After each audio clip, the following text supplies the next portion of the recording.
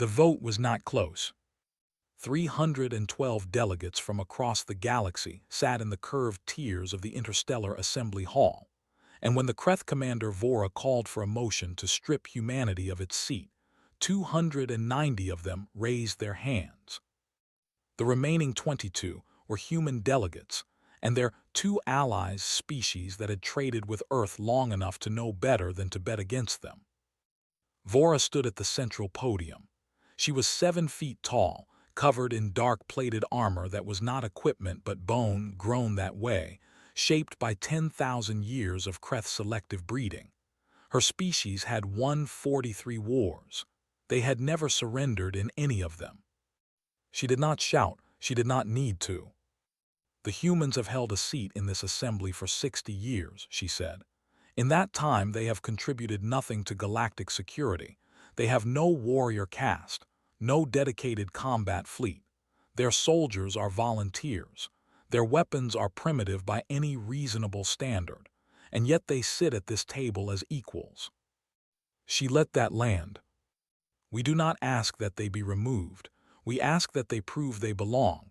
A formal combat trial, 5 arenas, 7 days, standard council rules. If they pass, they keep the seat.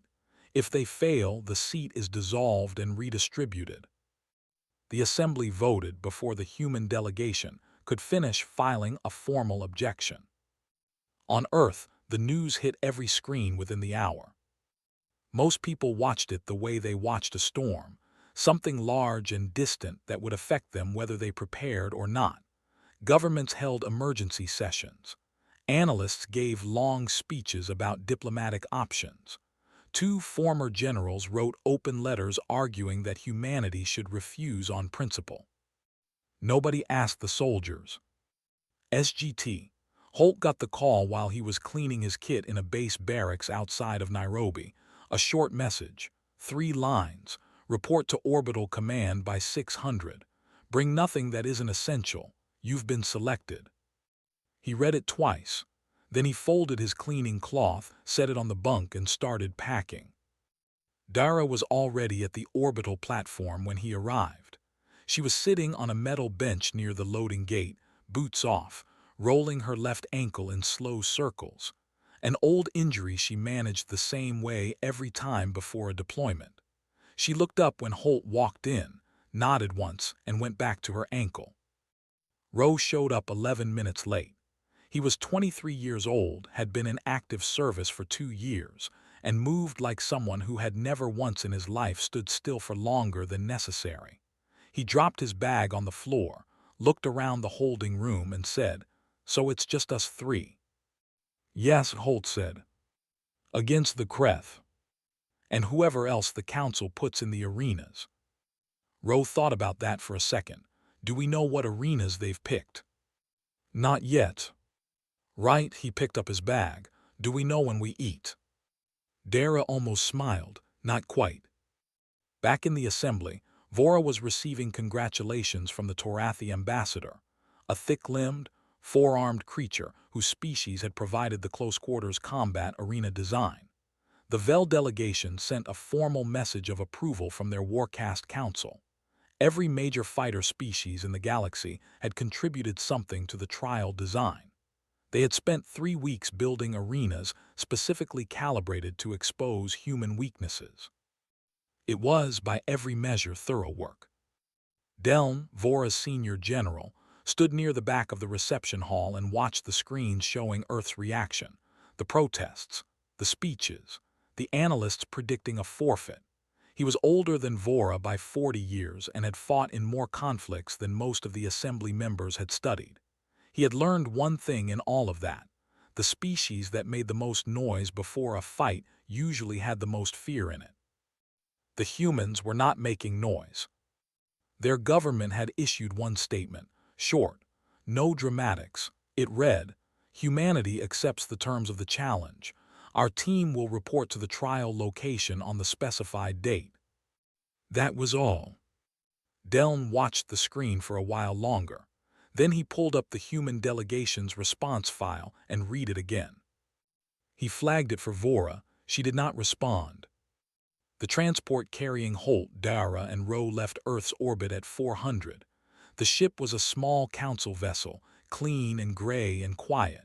A Kreth escort crew ran it. They did not speak to the humans during the journey. They moved around them the way water moves around stones, not hostile, just indifferent. Rowe spent most of the trip in the small observation bay, watching the stars. Dara slept in 4-hour stretches.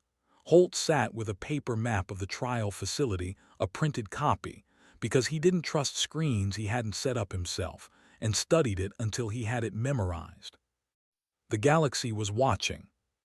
3 major broadcast networks had already set up commentary teams. Betting markets across 14 species had opened. The Kreth were favored to win every single arena. The odds were not wrong, not on paper. But odds are built from data, and the galaxy had spent 60 years collecting the wrong kind of data on humans.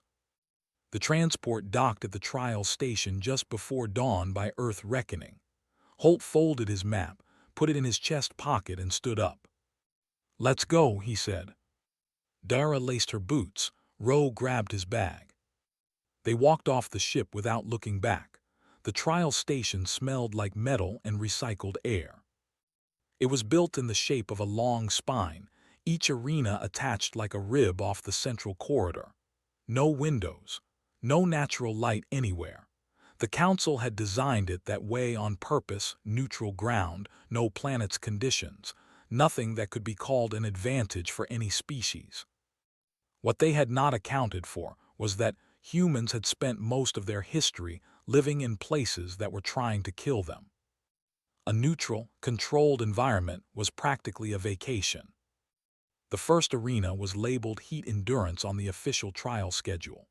The Kreth had based its design on their own biology, specifically, the upper thermal limit of the toughest known warrior species, the Torathi. The chamber was set to reach 212 degrees Fahrenheit over the course of 90 minutes, then hold there for 30 more. Any competitor still standing at the end of the full 2 hours would pass. Any competitor who tapped the exit panel or collapsed would fail. No species had ever completed the full 2 hours.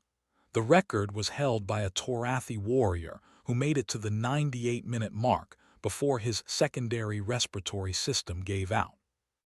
The Kreth team that entered the chamber with the humans was 6 soldiers, all of them large, all of them trained since birth for physical extremes. Vora watched from the observation deck above with Deln at her side and a council mediator at a screen behind them. Holt, Dara, and Rowe walked in wearing standard human combat fatigues, no cooling suits. The council had offered environmental gear as optional equipment, but it came with a point deduction. Holt had declined without asking the others. The chamber door sealed. The heat began to build.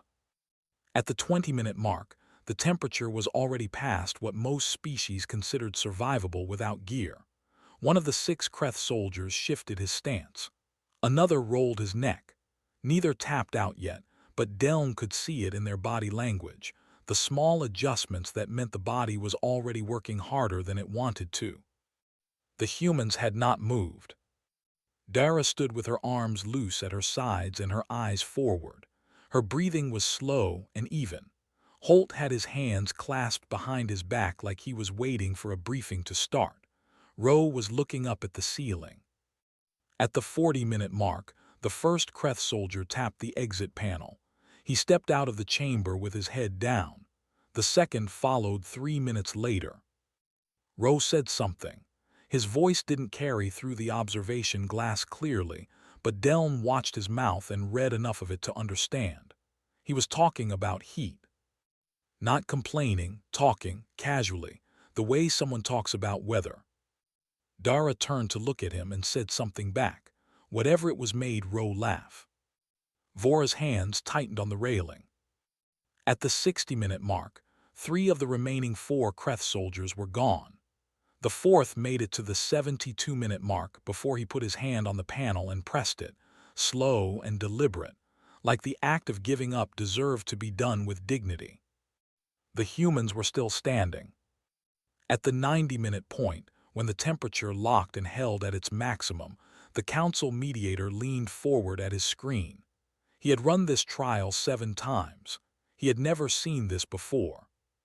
Ro sat down on the floor. Not collapsed, sat, cross-legged like he was settling in for something long. He pulled the collar of his shirt away from his neck, let some air move across the skin there, and tilted his head back. Dara stayed standing, but she rolled her shoulders back and tilted her chin up, like she was trying to feel the heat more evenly across her face. Holt did not change position at all. The remaining 30 minutes passed. The doors opened. All 3 humans walked out. There was no sound from the gallery for a moment. The observers from 6 different species sat in the upper tiers and said nothing.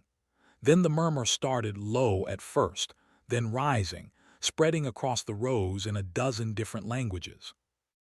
Deln stepped away from the railing and pulled up his research screen. He had a biology brief on humans that the council had compiled 3 years ago. He found the thermal regulation section and read it again, more carefully this time. Humans cooled themselves through perspiration, an active sweat response that covered the entire body surface. No other species in the council database used this mechanism at the same scale. It was considered a primitive adaptation, something that worked on a single low-tech planet but would be irrelevant in controlled environments. Deln looked at the 3 humans, accepting water bottles from a council aide in the corridor below. He looked back at his screen. He closed the brief and opened a new document and started writing a note to Vora. Then he stopped. He thought about it. Then he wrote it anyway and sent it. It said, "We built this arena to expose their limits. We found ours instead." Vora read it. Her response came back in under a minute. It said, "Move to Arena 2. Below, Ro finished his water and handed the empty bottle back to the aide. He said something to Dara. She shook her head slowly, the way a person does when they agree but don't want to admit it. Holt was already walking toward the next corridor. The station's gallery feeds were being broadcast across 14 systems. On 11 of those systems, the odds markets had already moved. Not far, just enough to notice. The galaxy was not sure what it had seen yet. It would be. The Pain Arena had a proper name in the Council's official documents, Nociceptive Response Calibration Trial, but every species that had gone through it just called it the room. The idea was simple: electrodes attached to the nervous system, a machine that sent precise, graduated signals directly into the pain receptors. No injury, no damage, just pure pain measured on the Torathi scale, a standard that the Torathi themselves had developed using their own biology as the baseline. A score of 1 was mild discomfort. A score of 5 was what most species described as the outer limit of consciousness. A score of 7 was theoretical. No living creature had ever been recorded at a 7. The Council used the room not to hurt competitors, but to establish a biological profile. Pain tolerance was a combat variable. You could not design a fair fight without knowing where a species broke. They had run the test on humans before medical volunteers, about 40 years ago, as part of the standard intake process when humanity joined the assembly. The results had been filed under biology and never revisited. The Council's summary had described human pain response as moderate, within expected range for a non-warrior species. The technician running the room today was a Torathi, 4 arms, dense build, yellow eyes behind a set of measurement goggles. He had run the calibration on over 200 species. He was professional. He was not expecting anything unusual. Ro went first. He sat in the chair, let the technician attach the 12 electrode contacts along his spine and neck and forearms, and looked at the ceiling. The technician explained the scale in standard galactic. Ro nodded like he was listening to a safety briefing he had already memorized.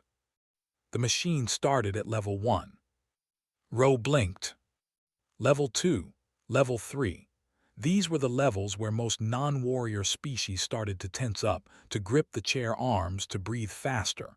Ro's heart rate went up slightly. His fingers stayed flat on his thighs. Level 4.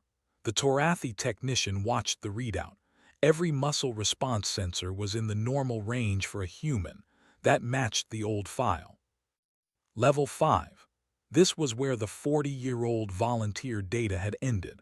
Most of those subjects had asked to stop somewhere between 4 and 5. The technician prepared to stop the machine. Ro said, "Keep going." The technician looked at him.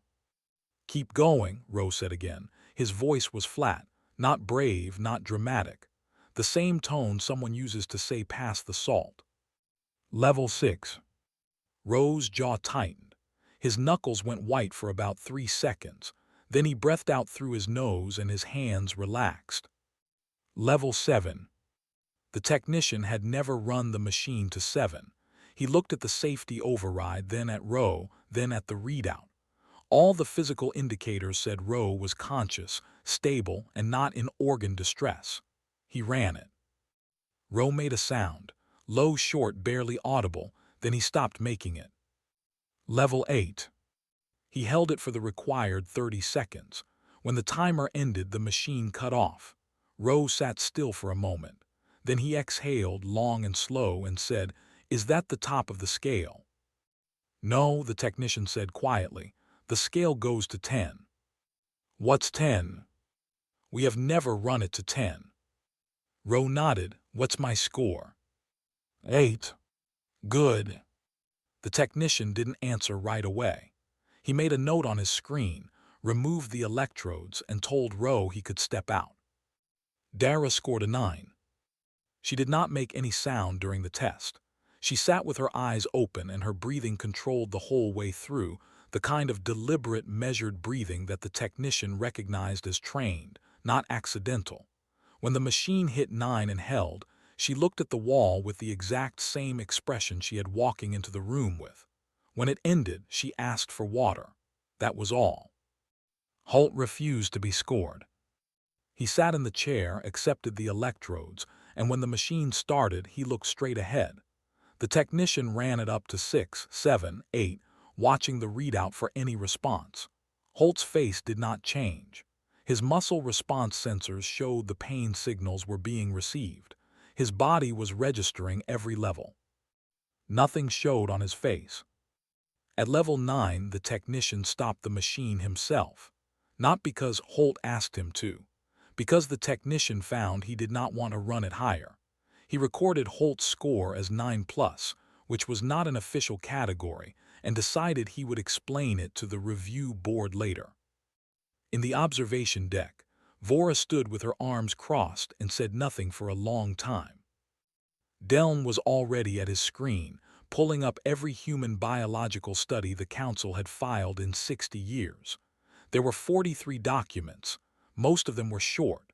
Most of them said the same thing: moderate, average, unremarkable. He started a new file. At the bottom of the gallery, the Torathi ambassador had leaned forward and was speaking quietly to a Vel delegate beside him. The Vel delegate was one of the galaxy's oldest warrior castes. They had won their wars through speed and precision. They had never valued endurance. The Vel delegate watched Holt stand up from the chair, roll his left shoulder once, and walk toward the corridor. "They don't break," the Torathi ambassador said. "Everything breaks," the Vel delegate said. The Torathi ambassador looked at the empty chair, at the electrode contacts sitting in a neat row on the tray beside it, at the readout screen still showing Dara's 9. "Find me a study that proves it," he said. "I'll be at my station." He left. The Vel delegate stayed at the window a little longer. Then she too left, quietly, without speaking to anyone else in the gallery. Outside in the corridor, Ro caught up to Holt and asked him what his score was. Holt said, "Doesn't matter."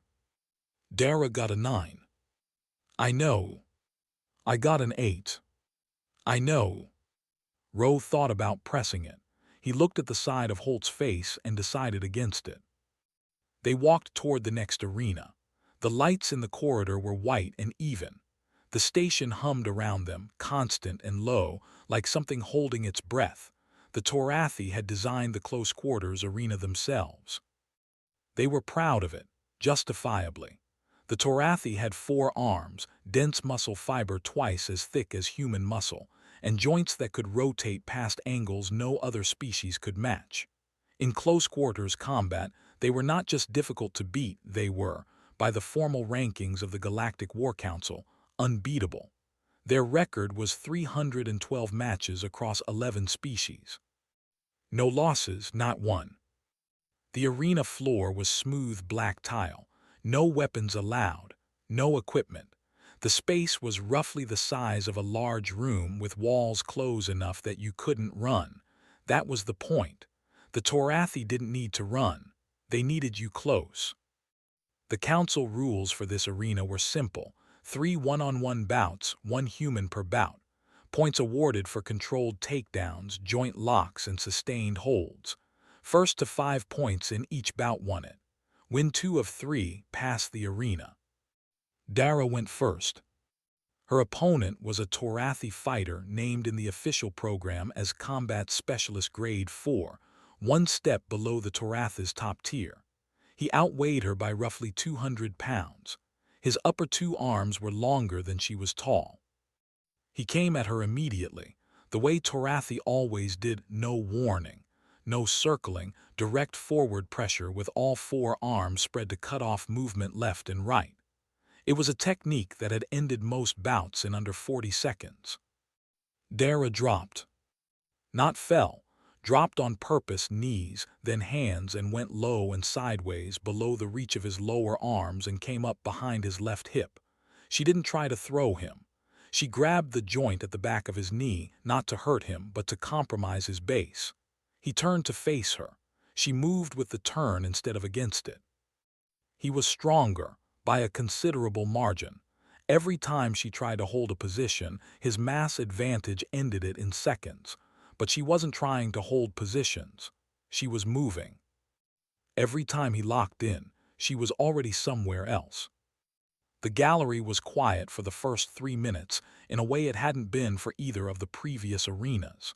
The Torathi observers in the upper tier sat forward. This was their arena. They knew this game better than anyone. And they were watching something they didn't quite have a name for. The human wasn't winning. She had 0 points after 4 minutes.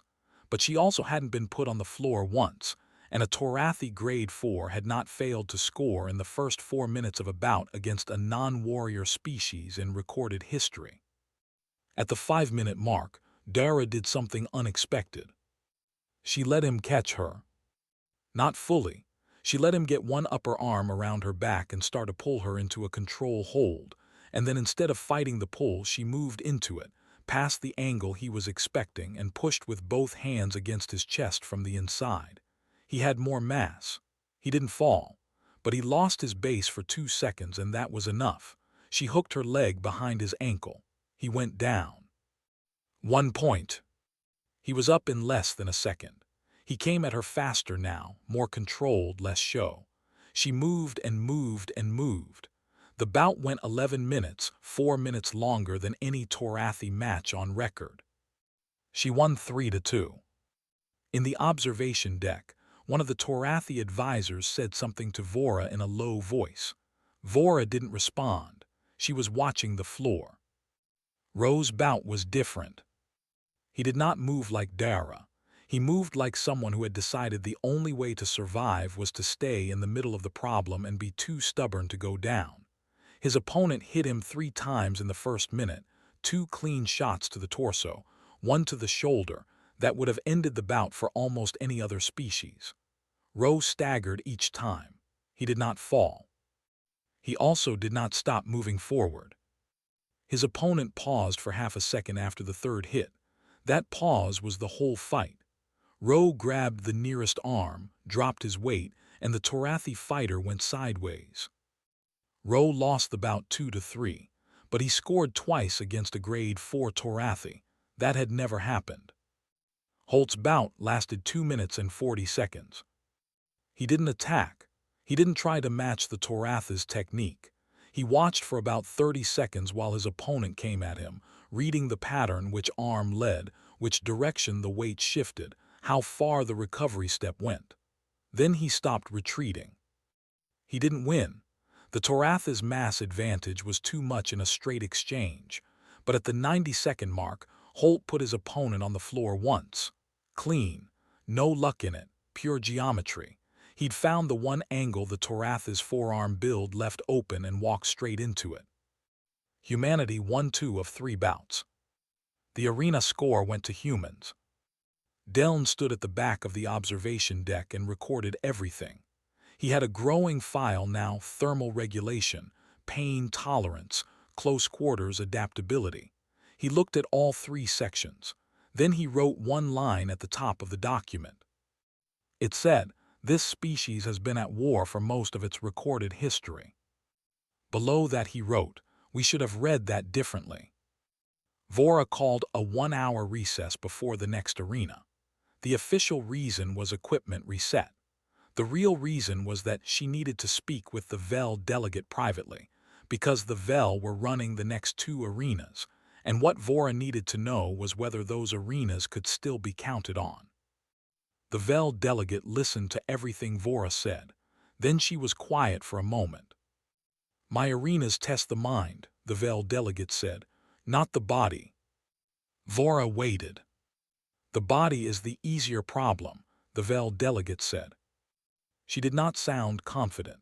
She sounded like someone who had just noticed a variable they had not accounted for and was deciding whether to say so out loud.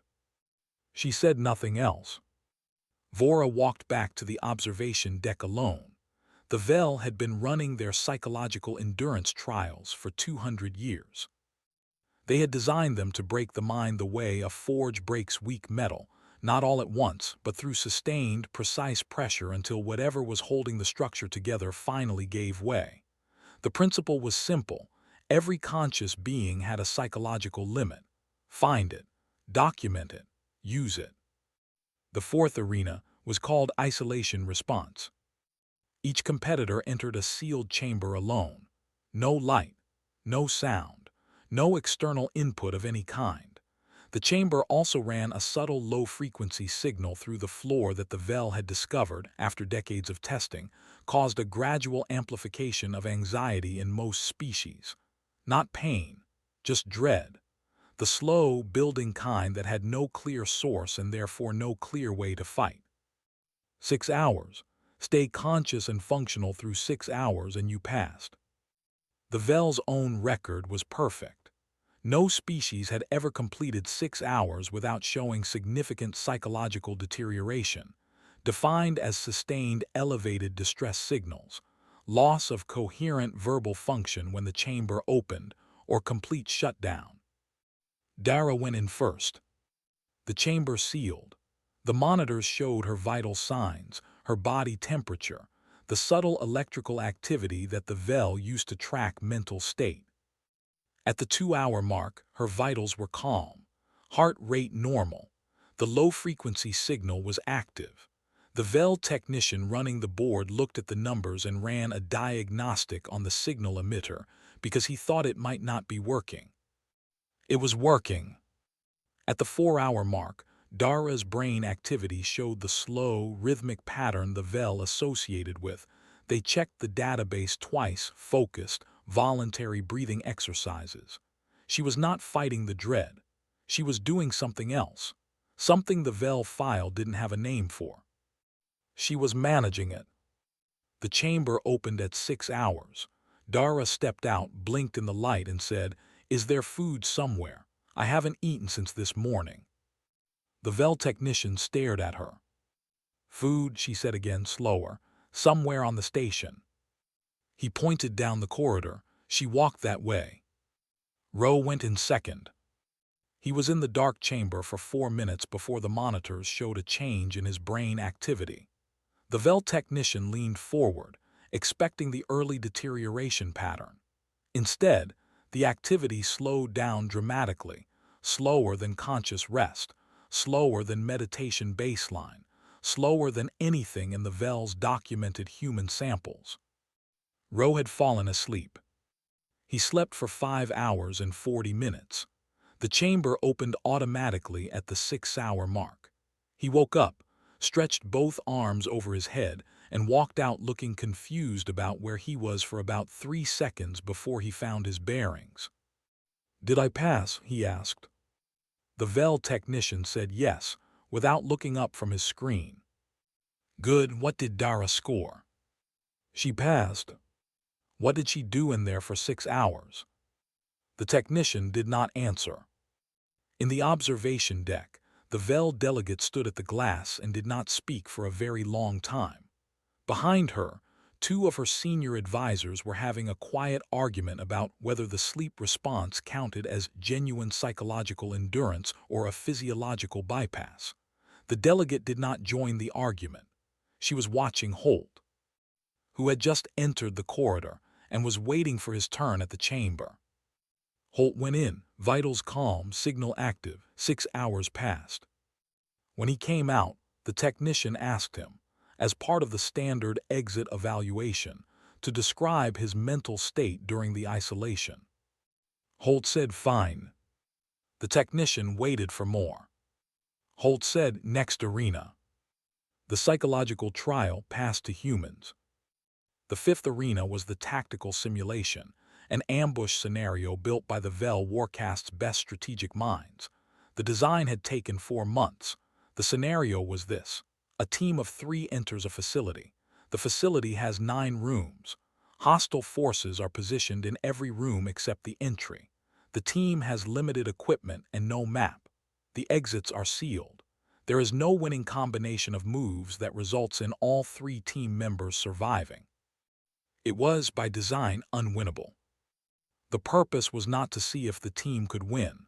The purpose was to measure how a species responded to certain failure. Did they panic? Did they freeze? Did they attempt the same failed strategy repeatedly? How long before they broke and asked for the simulation to end? That data was what the Vel wanted. Holt, Dara, and Ro walked into the simulation room together.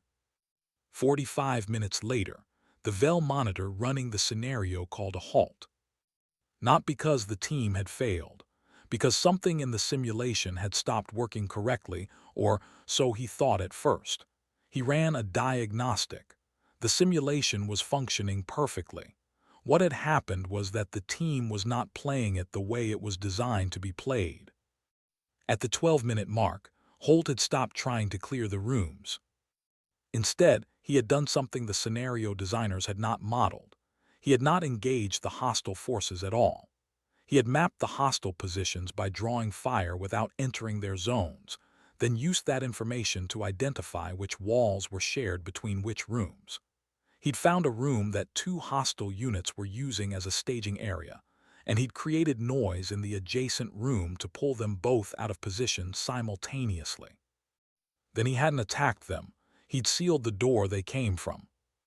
He was not trying to win the scenario. He was trying to change what the scenario was. By the 40-minute mark, the team had reduced the active threat zones from 9 rooms to 3, using no direct engagement. The scenario had no model for this.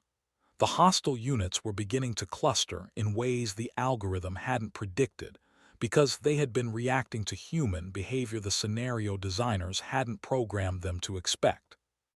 The Vel monitor called the halt because if he let it run, the simulation might actually resolve, and a scenario designed to be unwinnable could not be allowed to end in a human victory without a full review board present. He flagged it. He sent the file up the chain. He wrote one note at the top of the incident report. It said they didn't try to beat the scenario. They tried to make the scenario irrelevant. In the observation room above, the Vel delegate read that note on her screen. Then she closed the screen. Then she sat down in a chair that was not designed for her body type and stayed there for a while. Deln, who had been watching from the back, quietly walked out and started writing the document he had been building since the first arena. It was longer now. Much longer. He had stopped thinking of it as a report. He was starting to think of it as a warning. There was one arena left.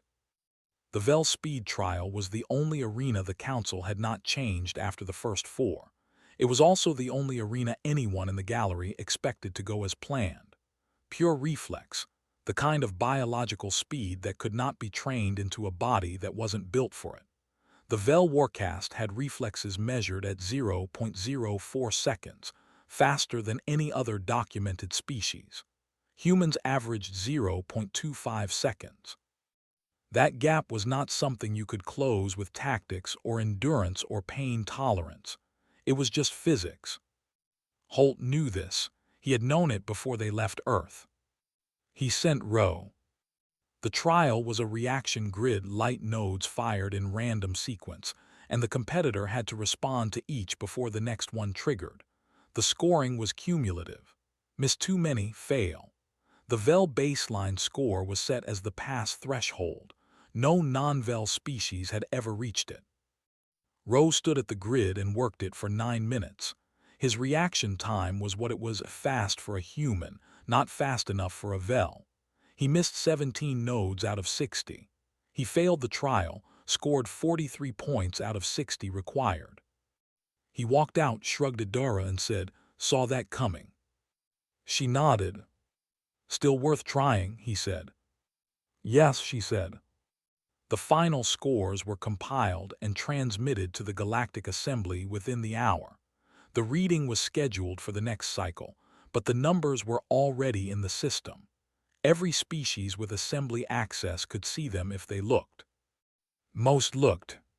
Humanity had passed 4 of 5 arenas: thermal endurance, pain calibration, close quarters combat, psychological isolation, and tactical simulation.